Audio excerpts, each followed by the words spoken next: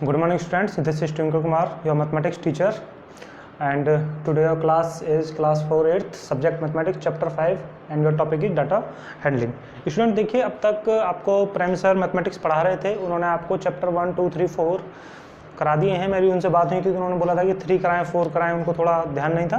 तो स्टूडेंट मैं चैप्टर 5 से शुरुआत कर रहा हूँ। चैप्टर जो 4 है आपका ज्योमेट्री वाला जो है वो थोड़ा सा अगर लाइव क्लासरूम में करें, मतलब जो आपको क्लासरूम में पढ़ाया जाएगा तो वो ज़्यादा बेटर आपको समझ में आ जाएगा, क्योंकि उसमें एंगल्स वगैरह की दिक्कत आती है थोड़ी सी। और दूसरा आपको ये है कि जो उसमें अगर किन्हीं बच्चों से एंगल वगैरह अच्छे से नहीं बनना है कंपास वगैरह को यूज़ करके, तो वो मैं आपको बाय हैंड समझा दूंगा, तो थोड़ा क्लास वाला एनवायरनमेंट वहाँ सही रहेगा। इस वजह से मैंने उस चैप्टर को स्किप करते हुए मैं आपका चैप्टर 5 स्टार्ट कर रहा हूँ, डाटा हैंडलिंग। ठीक है स्टूडेंट्स, क्योंकि सबसे पहले बात आती है कि डाटा क्या है, वो डेटा क्या है, डेटा की डेफिनेशन क्या होती है, डेटा किसे बोलते हैं। Data is a collection of facts such as numbers, words, measurements, observations etc। ठीक है, ऐसा कलेक्शन जो आपको कोई इन्फॉर्मेशन प्रोवाइड करा है किसी के बारे में, ऐसे कलेक्शंस को क्या बोलेंगे हम, डेटा। ठीक है, अब जैसे मैंने एग्जांपल लिया है, एग्जांपल में मैंने लिया है जो स्पोर्ट्स के नाम लिए हैं और उनको कितने पीपल खेलते हैं उसके लिए लिया मैंने। जैसे क्रिकेट खेलने वाले, मान लीजिए आपके क्लास में स्टूडेंट्स की संख्या 120 है, तो 120 में से क्रिकेट को कितने लाइक करते हैं 106, टेनिस को कितने लाइक करते हैं 145, जिम्नास्टिक को कितने लाइक करते हैं 54, एंड ट्रैकिंग को कितने, जो ट्रैकिंग होती है उसको कितने लाइक करते हैं 68 स्टूडेंट। तो एक तरीके का ये डाटा होगा, इस तरीके से हमें डाटा मिलेगा और उसको फिर हम अपनी जो भी हमें क्वेश्चन मिल रहा है कि पिक्टोग्राम बनाइए, बार ग्राफ बनाइए या कैलकुलेशन कीजिए, जो भी हमें उसके क्वेश्चन में मिला हुआ है उससे फिर हम काम करेंगे। ठीक है, तो इसमें आगे बढ़ते हैं। There are 5 types of represent data to represent data graphically. देखिए, डाटा को ग्राफिकली रिप्रेजेंट करने के लिए आपके 5 टाइप्स होते हैं। First one is pictograph, second one is bar graph, and third one is double bar graph, fourth one is histogram, and 5 one is pie chart. अब देखिए, इसको बारी बारी से मैं आपके सामने एक्सप्लेन करूंगा क्या क्या है, और आप ध्यान से सुनेंगे और अपनी कॉपी में सबको नोट डाउन करते रहेंगे स्टूडेंट। ठीक है, अब देखिए बात करते हैं, पहला टॉपिक आता है हमारा पिक्टोग्राफ। क्या है बेटा आपका, पिक्टोग्राफ। पिक्टोग्राफ में क्या है, जैसा आपको नाम से ही पता चल रहा है, पिक्टो से मतलब पिक्चर्स। ठीक है, आप उसकी नोटेशंस किससे देंगे, पिक्चर से देंगे। जैसे मैंने यहाँ मैंने आपको दिखाया है कि 4 स्टूडेंट्स हैं, उनके पास जो टॉयज़ हैं उनको मैंने रिप्रेजेंट किया है। जैसे अमित के पास कितने टॉयज़ हैं 1 2 3 टॉयज़ हैं। रोहन के पास 1 2 3 4 टॉयज़ हैं। सुमित के पास 1 2 टॉयज़ हैं, एंड रवि के पास कितने 1। अब जैसे मैं यहाँ इनके नाम लिख दूंगा और फिर यहाँ अगर मैं लिखना चाहूँ तो ये इजीली लिख सकता हूँ 3 4 2 1 ऐसे करके इनके नाम इधर लिखेंगे, तो ऐसे आपका ये डाटा तैयार हो जाएगा। ओके स्टूडेंट्स, अब देखिए दूसरा आता है आपका, इसको बोलते हैं पिक्टोग्राफ, और सेकंड वन इज आपका बार ग्राफ। देखिए, बार ग्राफ में आपको पहले ये ध्यान रखना है, बार ग्राफ में सिंपल आपके इस तरीके से कॉलम बनाएंगे। ये स्पेस आपका खाली होगा, इधर ये खाली होगा, बस आपको जो कैलकुलेशन करनी, जो आपको रिप्रेजेंटेशन होगी वो इन कॉलम्स पे होगी जिनमें मैं ब्लैक कलर कर रहा हूँ। ठीक है, बाकी आपका स्पेस वो खाली रहेगा, वहाँ कोई वैल्यू नहीं होगी। देखिए ध्यान से।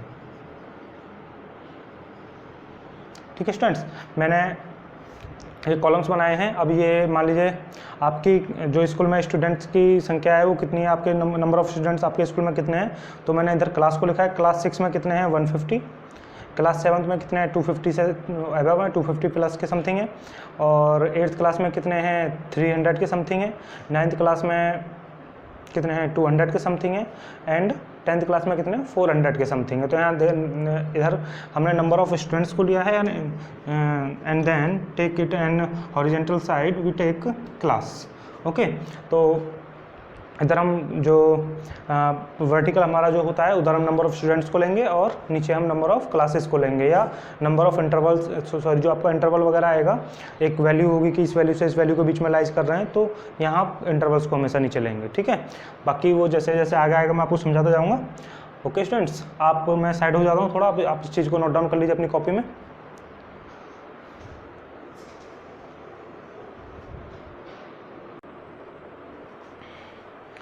हाँ यस स्टूडेंट्स, देखिए आपने वो पहले मैंने आपको व्हाट इज डेटा क्या होता है, और आपको फिर मैंने बार ग्राफ की कैटेगरी बताई थी। 5 कैटेगरीज होती हैं, और ग्राफ की 5 कैटेगरीज होती हैं, जिसमें आपने बार ग्राफ और पिक्टोग्राफ के बारे में देख लिया है मैंने, आपको बता नोट डाउन कर लिया होगा आपने। अब देखिए बात करते हैं third one is double bar graph. ठीक है, डबल बार ग्राफ का क्या फ़ायदा होता है अब मैं आपको बताने वाला हूँ, आपकी समझ में आ जाएगा बिल्कुल। देखिए जैसे मान लीजिए आपकी क्लास में 6, 7, 8 3 क्लास हैं आपके स्कूल में, इनमें कितने बॉयज़ पढ़ते हैं कितनी गर्ल्स पढ़ते हैं, यानी ब्लैक मार्कर से मैंने बॉयज़ को डिनोट किया है और रेड मार्कर से मैंने बेटा गर्ल्स को डिनोट किया है। ठीक है, तो देखिए अब यहाँ अगर मैं बात करता हूँ ये कहाँ तक जा रहा है, कितने जा रहा है 100 तक। तो 100 यहाँ कितने बॉयज़ हैं 100 बॉयज़ हैं और गर्ल्स कितनी है 150। ठीक है, अब ऐसे यहाँ देखते हैं हम बॉयज़ कितने हैं हमारे पास, क्लास 7th में बॉयज़ कितने हैं 200 बॉयज़ हैं और गर्ल्स कितनी हैं गर्ल्स लगभग 110 के समथिंग होंगी। ठीक है, यानी 110 के समथिंग। और क्लास 8th में देखते हैं 250 के समथिंग बॉयज़ हैं और गर्ल्स कितनी हैं लगभग 200 के समथिंग गर्ल्स हैं। ठीक है, तो जहाँ एक ही कैटेगरी में से दो पार्टीशन किए जा रहे हैं, जैसे क्लास 6 है यहाँ से क्लास 6 को दो पार्ट्स में बांटा जा रहा है, किसमें बॉयज़ में एंड गर्ल्स में, तो वहाँ डबल बार ग्राफ बनता है आपका। ठीक है, या फिर मान लीजिए आपके ड्रेस कोड के हिसाब से बांट दिया जाए आपको कि वाइट कितने पहन के आते हैं। ठीक है, ये स्काई ब्लू किस वाइट शर्ट कितने पहन के आते हैं, स्काई ब्लू शर्ट कितने पहन के आते हैं और ब्राउन कलर की शर्ट कितने पहन के आते हैं, तो यहाँ फिर 3 वर्टिकल कॉलम बन जाएंगे, तो ये क्या बन जाएगा थ्राइक बार ग्राफ। ठीक है, तो यहाँ 3, 4 कैटेगरी 5 तक भी 6 तक भी लग सकती हैं, वो उसके हिसाब से जैसे जैसे आप अपने कैटेगरीज के हिसाब से अपनी क्लास को बांट रहे हो उसके हिसाब से यहाँ कॉलम भी ऐड होते चले जाते हैं। आपको समझ में आ रहा होगा डबल बार ग्राफ का इन्वायरमेंट कैसा होता है। उसके बाद देखिए आपका आता है हिस्टोग्राम। ठीक है, हिस्टोग्राम में क्या है, देखिए पहली बात तो इसको हम बोलते हैं फ्रीक्वेंसी वाला, किसका फ्रीक्वेंसी ग्राफ भी बोल देते हैं इसको, क्या बोलते हैं फ्रीक्वेंसी ग्राफ भी बोलते हैं। क्यों, क्योंकि यहाँ एक कंटिन्यूटी दिखाता है, जैसे 0 से 10 मार्क्स वाले कितने बच्चे हैं 10। ठीक है, 10 से हाँ मार्क्स 0 से 10 वाले कितने हैं 10 स्टूडेंट्स हैं, 10 से 20 वाले कितने हैं 30 स्टूडेंट्स हैं। ठीक है, मैंने यहाँ आपका कोई पर्टिकुलर टेस्ट पेपर हुआ है उसमें आपके मार्क्स 70 नंबर का पेपर था, तो आपको जो मार्क्स मिले हैं कितने स्टूडेंट्स को कितने कितने मार्क्स मिले हैं वो मैंने यहाँ नोट किया है।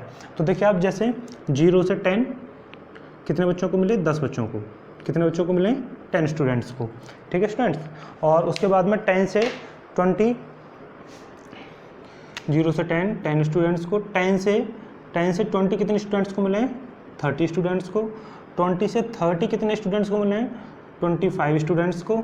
ठीक है, एंड 30 to 40 कितने को मिले हैं 35 स्टूडेंट्स को, एंड 40 to 50 कितने स्टूडेंट्स को मिले हैं 20 स्टूडेंट्स के समथिंग हैं, एंड 50 to 60 कितने बच्चों को मार्क्स मिले हैं एंड 15, एंड देन 60 to 70 कितने बच्चों को मिले हैं 25 बच्चों को। ओके स्टूडेंट्स, तो इस तरीके से हम यहाँ साफ पता चल रहा है आपकी क्लास में कि जैसे पूछ लिया जाता है भाई आपकी क्लास में 0 से 10 तक कितने बच्चों के नंबर आए, तो आप यहाँ से एक बार सिंपल ही देख के दे सकते हो कि कितने 10 बच्चों के आए हैं।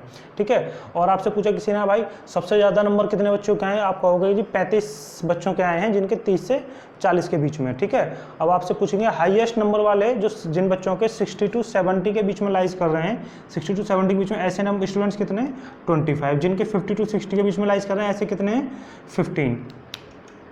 ठीक है स्टूडेंट, कितने 15। तो आप देखिए यहाँ से इजीली देख के बता सकते हो, बिल्कुल आपको वैसे एक नज़र डालनी है अपनी, एक बार देखना है, आपको तुरंत बता सकते हो किसके मार्क्स किस स्टूडेंट्स के कितने मार्क्स हैं। ठीक है, और उसके बाद आता है देखिए आपका पाई चार्ट और सर्कल ग्राफ। आपको देख के पता चल रहा होगा सर्कल ग्राफ है, मैंने आपकी जो डेली लाइफ होती है उसको थोड़ा सा डिवाइड किया है। आपका मान लीजिए आप स्कूल जाते हो, स्कूल में 8 घंटे बिता देते हो, आना जाना सब कुछ लग गया, फिर उसके कुछ पार्ट्स में मैंने यहाँ स्लीप, यानी कि आप 6 घंटे सोते हो दिन में, 4 घंटे अपने होमवर्क करने में लगाते हो, 4 घंटे आप खेलने में लगाते हो, एंड 2 घंटे आप अदर एक्टिविटी नहाना धोना आपका टीवी वगैरह देखना, ठीक है, अदर एक्टिविटीज़ में आप ये लगाते हो। तो इस सर्कल को ऐसे करते हैं। अब ये कैसे ड्रॉ किए जाते हैं, जब मैं आपको एक्सरसाइज कराऊंगा तब एक एक को समझाऊंगा कैसे ड्रॉ होते हैं।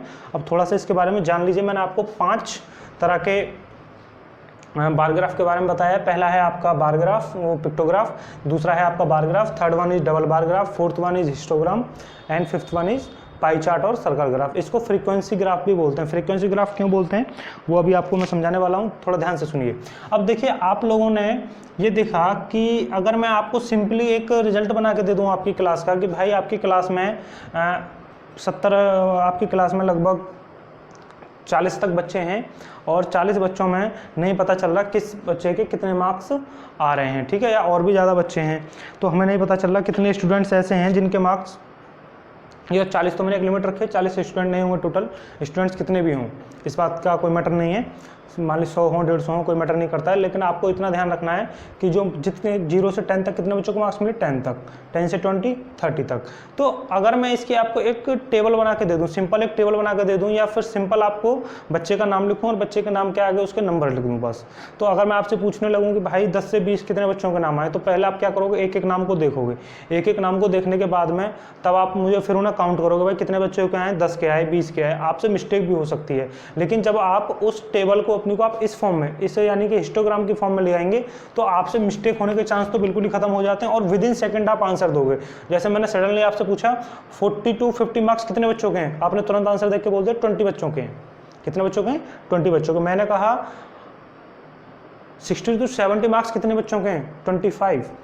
ऐसे कितने बच्चे हैं जो 30 to 40 के बीच में मार्क्स लेकर आ रहे हैं, 30 to 40, 35 स्टूडेंट्स। अगर मैं आपको टेबल से पूछूं तो आप तो गिनने में, काउंट करने में और उनको अरेंज करने में आपका बहुत टाइम लगने वाला है, ठीक है। और अब जैसे यहाँ है, मैंने कहा आपकी क्लास में कितनी गर्ल्स हैं, कितनी बॉयज़ हैं, तो आपने बोला सर ऐसे तो नहीं, चलो मैं इसको मिटा देता हूँ, मैं आपको बता देता हूँ, ठीक है, एक बार और समझा देता हूँ, देखिए ध्यान से। मैं इन नंबर्स को यहाँ लिख देता हूँ, ये हो गया 100, ये हो गया 150 और ये हो गया आपका 200, ये हो गया 110, ये हो गया आपका 250 और ये हो गया आपका 200, ठीक है। अब यहाँ से नीचे से मिटा देते हैं।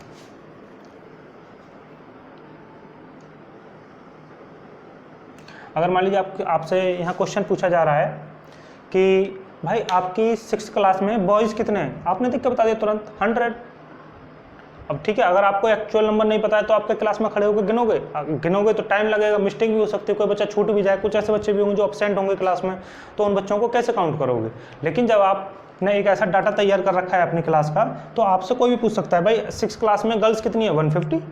अब कोई 7th क्लास का पूछ रहा है 7th क्लास में स्टूडेंट्स कितने हैं, टोटल स्टूडेंट्स कितने हैं, 200, 110, कितना हो गया 310, ठीक है। और उनमें गर्ल्स कितनी है 110, बॉयज़ कितने हैं 200। या आपसे पूछा 8th क्लास में टोटल स्टूडेंट्स कितने हैं, आपने 250 एंड 200 450, और आपसे पूछा कि अब इसमें बॉयज़ कितने हैं 250 एंड गर्ल्स कितनी है 200। ओके स्टूडेंट्स, इस तरीके से आप बिल्कुल सिंपल फॉर्म में यार एकदम एक्यूरेट आंसर दे सकते हो। इसी वजह से हम डेटा का ग्राफ वगैरह बनाते हैं। अब देखिए, ये तो मैंने छोटे छोटे से डाटा लिए हैं। अब सपोज़ कीजिए बहुत बड़े लेवल पे जो पॉपुलेशन का सेंस है, जो हमारी ये जनगणना होती है जिसको सेंसस बोलते हैं, सेंसस बोलते हैं, पॉपुलेशन की जो काउंटिंग होती है उसमें जैसे 2021 में होने वाली है, काम शुरू होने लगा उस पर धीरे धीरे, तो जो काउंटिंग होती है अब उनका पूरा ग्राफ बनाना, अब जब गवर्नमेंट के सामने उसको रखा जाएगा या कोई भी उनके गवर्नमेंट के सामने रिप्रेजेंटेशन दी जाएगी। अब ये थोड़ी है कि पूरे इंडिया में 1 करोड़ 35 लाख 1 करोड़ 135 करोड़ पॉपुलेशन है, तो वहाँ ये थोड़ी है कि 135 करोड़ लोगों का पूरा डाटा वहाँ रखा जाएगा, नहीं, वहाँ तो बस क्या करा जाएगा, सिंपल से वे में एक बार ग्राफ बना दिया जाएगा, बता दिया जाएगा कि वहाँ स्टेट लिखी हुई होंगी या कुछ भी आपसे जो भी डाटा जिस हिसाब से बना रहे हैं, मान लीजिए स्टेट वाइज बना रहे हैं तो यहाँ स्टेट का नाम आ जाएगा, यहाँ काउंटिंग हो जाएगी 5 लाख 10 लाख 5 करोड़ 20 करोड़ 30 करोड़ ऐसे करके, ठीक है। और गवर्नमेंट वहाँ एक बार देखने वाला एक बार में बता देगा। यहाँ मान लीजिए पूछ लिया यूपी, भाई यूपी में कितने लोग रह रहे हैं, आपने देख के बता दिया 35 करोड़, ठीक है। बहुत सिंपल तरीके से, यानी कि हमारा जो ये बार ग्राफ बनाने का जो मकसद होता है वो होता है कि डाटा जो होता है हमारा बिल्कुल उसको सिंपलेस्ट फॉर्म में और बिल्कुल इतने ईजीएस्ट फॉर्म में ड्रॉ कर दो कि अगर कोई सामने देखने वाला बंदा उसको हम समझाना चाहते तो विद इन 1 मिनट में, विद इन सेकंड में उसको समझ में आ जाना चाहिए। और इससे क्या होता है, जब कहीं कोई प्रेजेंटेशन वगैरह दी जाती है, आपकी क्लास वगैरह में आपको पढ़ाया जाता है या वो, तो ऐसे ही बार ग्राफ वगैरह बना के आपको बिल्कुल इजी से समझाया जा सकता है, आपको पूरे स्कूल का रिकॉर्ड दिखाया जा सकता है कि हमारे स्कूल में बोर्ड के बच्चे कितने पास हुए, कितने बच्चों के कितने कितने नंबर आए हैं, या हमारे बोर्ड में कितनी गर्ल्स हैं, कितने बॉयज़ हैं, या इस क्लास में कितने बच्चे हैं, इस सेक्शन में कितने बच्चे हैं। इस तरीके से बहुत सारे आप अपनी कैटेगरी के हिसाब से अलग अलग ये ग्राफ बना सकते हो। अब देखिए बेटा, अलग अलग कैटेगरी के हिसाब से अलग अलग ग्राफ बनते हैं, तो जैसे जैसे क्वेश्चन आएंगे आपके सामने मैं बताता रहूँगा किस कैटेगरी में कौन सा बनता है। ठीक है, अब यहाँ 2-3 बातें रह गई हैं छोटी छोटी। जैसे अब ये है बेटा, इसको देखिए, यहाँ जो हिस्टोग्राम बनता है अपने आप में बहुत इंपॉर्टेंट है, ईजी भी है और इम्पोर्टेंट भी है। ठीक है, तो आप इसको ध्यान रखेंगे थोड़ा। सबसे पहले मैं आपको बता दूं, अब देखिए आपकी क्लास में ऐसा भी हो सकता है कि ऐसे बच्चे हों, ऐसे बच्चे हो सकते हैं जिनके 0 से लेकर 10 तक कोई मार्क्स ही नहीं आए, सब बच्चों के 10+ मार्क्स हैं। तो यहाँ जब आप करोगे तो यहाँ एक हल्का सा आप ब्रेक वाला साइन लगा दोगे। कौन सा वाला? ब्रेक वाला साइन। इसको बोलते हैं, इसको बोलेंगे हम ब्रोकन साइन, और दूसरा नाम है इसका जो आपके बुक में दे रखा है जैग्ड लाइन। ठीक है, तो ब्रोकन लाइन आप इसको बोल सकते हैं, इजी वर्ड यूज करो आप, ब्रोकन लाइन। ठीक है, ये ब्रोकन लाइन का मतलब ये शो कर रही है इस चीज़ को कि इससे पहले का 10 मार्क्स से पहले का डाटा मेरे पास नहीं है। ठीक है, 10 नंबर से पहले का डाटा मेरे पास नहीं है। मेरे पास 10 से लेकर 70 तक जिन बच्चों के मार्क्स आए हैं, यानी 10 to 70 बच्चों के जितने मार्क्स आए हैं, उन बच्चों का डाटा मेरे पास है। ठीक है, और ये देखिए डाटा बोलते हैं हम, लेकिन जो इसका एक्चुअल प्रोनाउंसिएशन होता है वो डेटा होता है। क्या होता है? डेटा। हम इसका ध्यान रखो, थोड़ा बहुत बोलने में मैं भी कई बार कभी डाटा बोलता हूँ, कभी डेटा बोलता हूँ, लेकिन जो एक्चुअल होता है, रियल जो होता है, वो डेटा होता है। तो आप लोग भी प्रैक्टिस करोगे किसकी? डेटा बोल के बार बार, लेकिन वो हमारे टंग पे चढ़ा हुआ है कि हम लोग हर बार डाटा डाटा ही बोलते हैं। डाटा वो नेट वाला होता है आपका, ये डेटा होता है। Collection of information is called data. Okay students, pie chart को अब देखिए मैंने यहाँ आपकी एक्टिविटीज़ को अलग अलग तरीके से बिल्कुल कर दिया है। बिल्कुल आपको समझ में आ रहा होगा कि आपके 24 आवर हैं। देखिए 4, 4, 8, 8 to 10, 10, 18 एंड देन 24। ठीक है, 24 आवर्स को मैंने एक बिल्कुल सिंपल वे में बता दिया। अब आपको कोई पूछने लगता है भाई तुम स्कूल में कितना टाइम बिताते हो, तो आप अब ऐसे काउंट थोड़ी करोगे, दिखते ही बता दिए 8 आवर। और कोई पूछे आपसे खेलते कितने हो, 4 आवर। आपसे पूछे सोते कितने हो, 6 आवर। आपसे पूछोगे भाई नहाना टीवी वगैरह कितनी देर में करते हो, आप बोल दो 2 आवर। और आपसे पूछो होमवर्क करने में आप कितना टाइम लगाते हो, 4 आवर। अगर मैं आपसे सिंपली इसको मैं ढक लेता हूँ और अब आपसे सामने से मैं पूछूं भाई आप टीवी कितनी देर देखते हो, तो आप सोचोगे इतने टाइम इतने टाइम। अब मैंने एक अपना डेली रूटीन के हिसाब से ये पाई चार्ट बना लिया, तो आप देखते ही इसमें बता दोगे 2 आवर। मैं आपसे पूछूँ स्कूल में कितना टाइम लगाते हो आप, स्कूल में कितना टाइम आपका खर्च होता है, या स्कूल में जाते टाइम कितने घंटे रहते हो आप स्कूल में, तो आप हिसाब लगाओगे इतने बजे जाते हो। तो कुछ नहीं, बस सीधा सामने देखो 8 आवर। ठीक, अब मैंने पूछा होमवर्क करने में कितना टाइम, 6 आवर। ठीक है स्टूडेंट्स, अब देखिए आप इस वीडियो को अगर समझ में नहीं आता है एक बार में, तो आप दोबारा 2 बार 3 बार 4 बार कितनी बार भी देख सकते हैं, आपकी छूट है। और मैंने कुछ पॉइंट नहीं छोड़ा है। ठीक है, अगर आपकी उसके बावजूद भी कोई प्रॉब्लम आती है तो आप मुझे पर्सनल नंबर, मेरा व्हाट्सअप नंबर ये है 9457572724। आप इसमें मुझे कॉल या मैसेज करके मुझे बता सकते हो सर ये पॉइंट नहीं समझ में आया, तो मैं उसको आपको सॉर्ट आउट करने की कोशिश करूँगा। एंड सेकंड वन, अगर ज़्यादा बड़ी प्रॉब्लम होगी या मोस्टली स्टूडेंट्स की आ रही है तो मैं उस पर अगेन दोबारा वीडियो बना दूंगा। ठीक है, और उसको ग्रुप में आपको लिंक डाल दूंगा, तो आप मुझे इस पर कॉल और क्वेरी कर सकते हैं आपकी जो भी है। ठीक है, और स्टूडेंट देखिए एक बात सुनिए, आप मैसेज करने के बाद अगर रिप्लाई आपको लेट मिलता है, रात को भी मिल सकता है, मॉर्निंग में भी मिल सकता है, रिप्लाई मिलेगा ज़रूर, लेकिन हो सकता है मे भी पॉसिबल कि लेट हो जाए थोड़ा। हालांकि मैं जो क्लास टाइमिंग होगी आपकी, क्लास टाइमिंग में मैं आपके साथ टच में रहूँगा ग्रुप में, लेकिन अगर आप क्लास टाइम से बाद में भी वीडियो देख रहे हैं और उसके बाद आपकी कोई प्रॉब्लम आ रही है तो मे बी पॉसिबल आपका रिप्लाई थोड़ा लेट हो जाए, लेकिन रिप्लाई आपको मिलेगा ज़रूर। ओके स्टूडेंट्स, ठीक है। अब देखिए स्टूडेंट्स, आप घर से थोड़ा सा मेरे कहने से एक काम कीजिएगा। आपने लास्ट ईयर पढ़ा होगा अपनी क्लास में कि टैली मार्क्स वगैरह कैसे ड्रॉ करते हैं, है ना, और क्लास इंटरवल वगैरह के हिसाब से टैली मार्क्स जो होते हैं आपके, जैसे करके आपने 1 2 3 4 और ऐसे करके कट किया होगा। ठीक, आप इसको एक बार घर से ज़रूर या तो पिछली क्लास की बुक से रिवाइज करें, नहीं इस बुक में भी दे रखा है। ठीक है, और एक बार इस चैप्टर की जो आपका डाटा हैंडलिंग चैप्टर 5 है, इसकी एक बार रीडिंग ज़रूर कर लें आप। ठीक, इसमें छोटे छोटे से पॉइंट्स हैं आपको जो समझ में भी आएंगे और आपको पढ़ने के बाद अच्छा भी लगेगा। ठीक है, बाकी कल आपको मैं थोड़ा सा टैली मार्क्स के बारे में बताऊंगा और उसके बाद हम आपकी एक्सरसाइज पे काम शुरू कर देंगे स्टूडेंट। ठीक है, तो ठीक है, आप इसको नोट डाउन कर लीजिए। आज के लिए इतना रखते हैं। Okay, thank you.